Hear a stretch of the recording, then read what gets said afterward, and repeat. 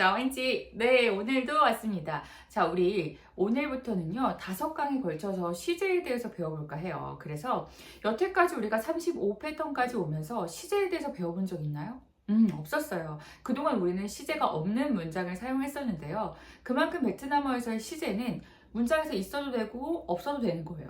신기하죠? 이게 뭐냐면 화자와 청자 사이에 시제를 명확하게 알 수 있거나 또는 딱히 시제가 명확하게 들어가지 않더라도 오늘이나 지금이나 이런 시제를 명확하게 알 수 있는 표현들이 들어가 있다면 굳이 문장에 시제를 넣지 않아도 된다는 얘기죠. 재밌죠? 네, 그래서 오늘 이 시간에 이제 시제를 5가지를 배워볼 건데요. 무려 5가지입니다. 자, 그래서 과거, 현재, 미래 기본적인 3가지 시제가 있고요. 그 다음에 그 사이사이 근접 시제라고 있어요.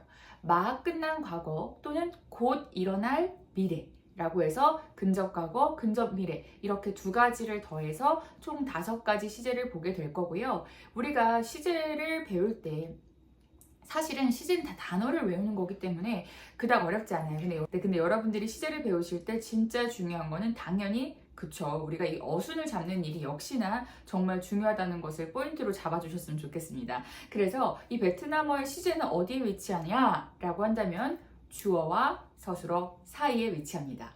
주어와 서술어 사이에.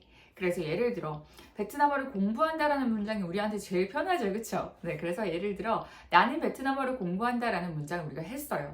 tôi học tiếng Việt 했단 말이에요. 그런데 이제 나는 베트남어를 공부했었다 라고 한다면 그 과거 했었다에 해당하는 그 단어를 또이와 học tiếng Việt 서술어 사이에 위치시켜 준다는 거죠. 아시겠죠? 그래서 우리가 배울 5개의 시제 모두 주어와 서술어 사이에 위치시켜서 그 시제를 명확하게 나타내는 역할을 합니다. 아시겠죠? 자, 그러면 우리가 시제를 오늘 35 패턴에서는 과거 시제부터 배워볼 건데요. 먼저 이 5개의 시제가 어떤 것들이 있는지 일단 쭉 한번 살펴보고 갈게요. 먼저 과거 시제는요. 나. 자, 현재 시제 뭐뭐 하고 있다 라고 한다면 당. 뭐뭐 할 것이다. 미래 시제 sẽ. 자, 이렇게 나, 당, sẽ 기본 시제로 잡아 놓으시고요. 과거, 완료된 일이죠. 현재, 그리고 미래 나, 당, sẽ 잡아 놓으시고요. 자, 그 다음에 근접 시제 있다고 했어요. 제가 2개 말씀드렸죠.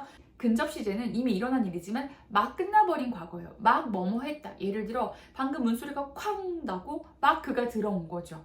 과거긴 과거인데 막 일어난 일일 때 그럴 때 쓰는 시제 vừa 또는 mới 또는 이 2 단어 합쳐볼게요. vừa mới 다시 한번 vừa mới 또는 vừa mới 하면 막 뭐뭐한의 뜻을 가지죠. 괜찮죠? 근접 과거 봤고요.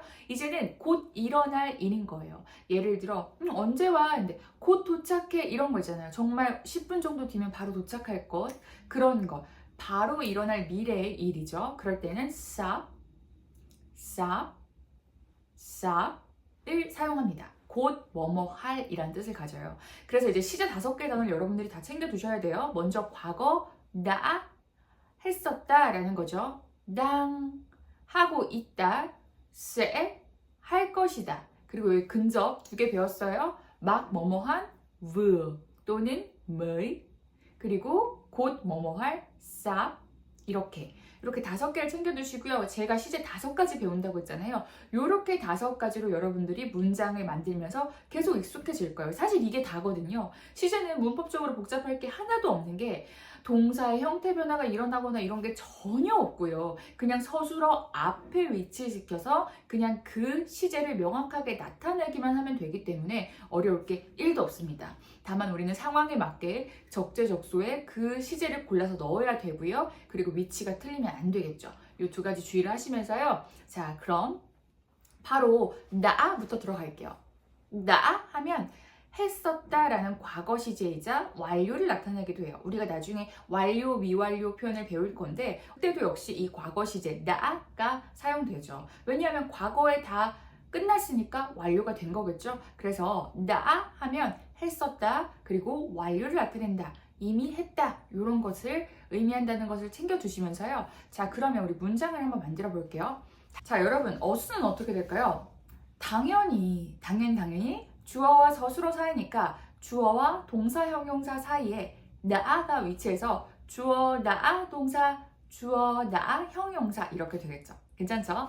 자, 그럼 우리 패턴 강에서 문장 만들어 볼 건데요. 나는 등을 껐다 라는 문장 만들어 볼 거예요. 자, 그러면 내가 등을 딱 끈 거죠. 과거 이제 끝나버린 일인 거예요. 자, 등을 끌 때 나는 소리가 어떤 건지 아세요, 여러분?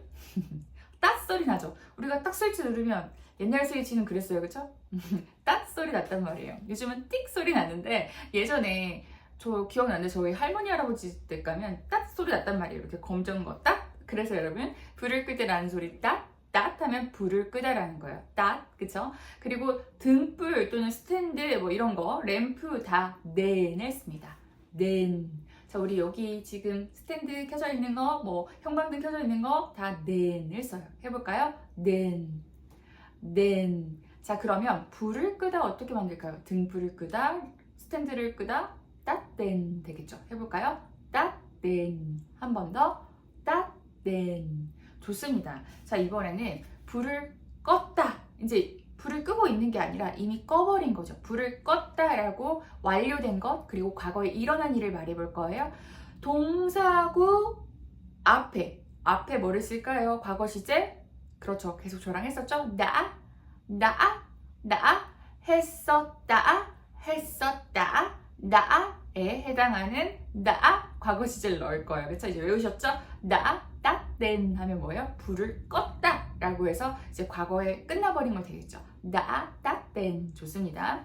자, 그 다음에 문장 어떻게 만들어요, 이제? 나는 불을 껐다. 그럼 여러분 다 끝났잖아요. 우리 나만 넣고 뒤에 불을 껐다 이렇게 만들면 되죠. 자, 나는요, 또이, 그리고 서술어고 이렇게 쓰기 전에 뭘 넣을 거예요? 그렇죠. 나 넣을 겁니다. 왜? 그래야 되니까요. 이게 베트남어 시제의 어순이기 때문이에요. 그래서 나, 그리고 불을 껐다, 따땐 해주시면 또이, 나, 따땐. 좋습니다. 해볼까요? 나는 또이, 불을 껐다 만들 건데 과거예요. 그리고 완료된 일이에요. 과거 시제 나를 어디에 위치시킬까요? 그렇죠. 따땐 오기 전에 위치시켜야 돼요. 그쵸? 그래서 나 그리고 불을 껐다 따땐 해주시면 되는 거죠. 또이다 따땐 또이다 따땐 해주시면 문장 완성되는 겁니다. 어렵지 않으시죠? 그래서 시제는 여러분 이렇게 어렵진 않습니다. 다만 이제 여러분들이 적재적소에 그걸 꺼내실 수 있어야 돼요. 아시겠죠? 자, 그럼 단어 보러 가볼게요.